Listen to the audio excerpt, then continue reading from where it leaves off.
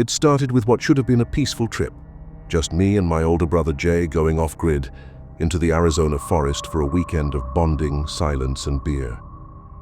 He had just gotten back from the Marines, and we thought renting a remote log cabin would be the perfect way to reconnect. No phones, no signal, no distractions. But the moment we pulled up to that rotting old cabin, something in my gut twisted.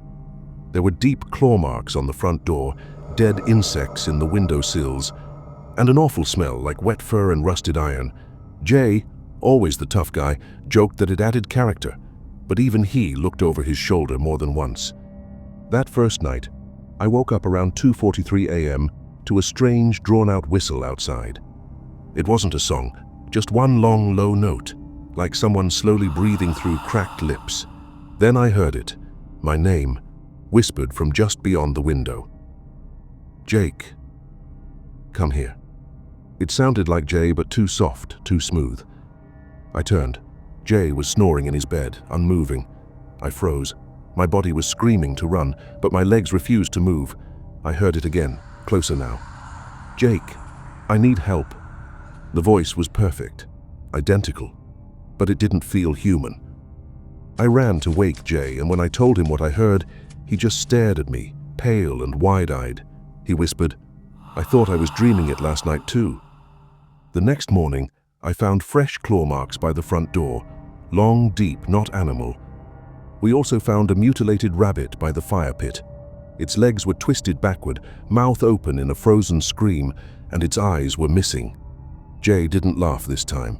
He buried it without a word. That second night, we stayed awake, back to back, flashlight in hand, the shotgun loaded beside us.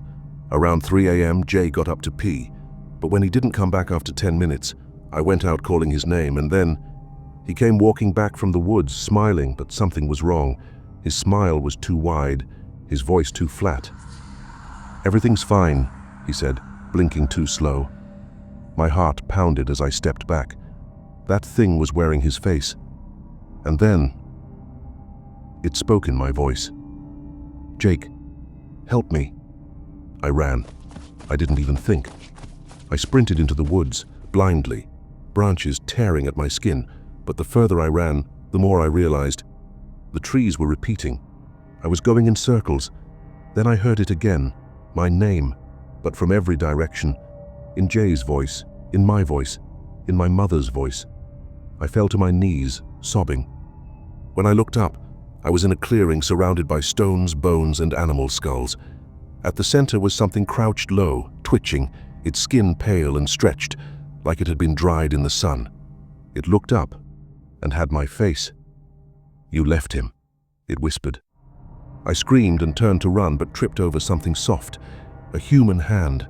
Just a hand torn off at the wrist. More voices filled the trees, now mocking, overlapping, laughing.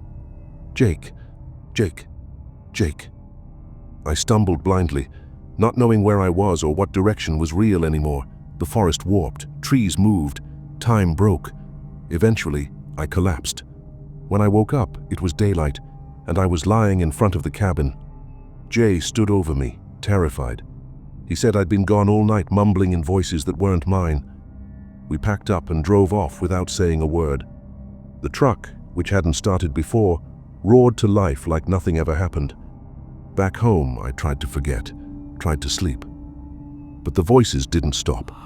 Sometimes I wake up at 3 a.m. and hear it whistling outside, a long, low note. Then it comes, my brother's voice, or mine. "Jake, come with me." I don't answer. I won't. Because I finally researched what it was. The Navajo call it Yenaldlushi, Skinwalker, a witch that wears the skins of the people it kills. It can mimic your voice, your face, your thoughts. It waits in the woods, calling to you with the voice of someone you trust. If you follow it, if you answer, it replaces you. You vanish. And something else walks out wearing. It was supposed to be a normal weekend getaway. Me, my cousin Rishi, Amar, and Neha. 4 city kids looking for silence in the untouched Ghats forest, far from signal, people, and noise, where time slowed down and every path felt like it led to forgotten stories, but deep inside, I always feared going too far into places not meant for the living. Yet we went, laughing, carrying snacks and torches, heading for an old watchtower ruin lost in the wild, until Neha spotted something metallic in the thick trees.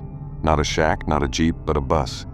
A rusted, full-sized state bus, parked like it had stopped mid-journey and never moved again, vines crawling over its roof, windows intact, front glass covered in dirt and no road around it.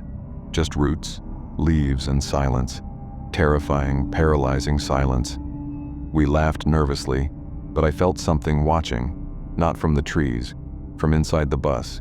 And even though Amar climbed in joking and Rishi followed saying, "Bro, chill, it's just metal," I hesitated, heart pounding, as if stepping in meant stepping out of time.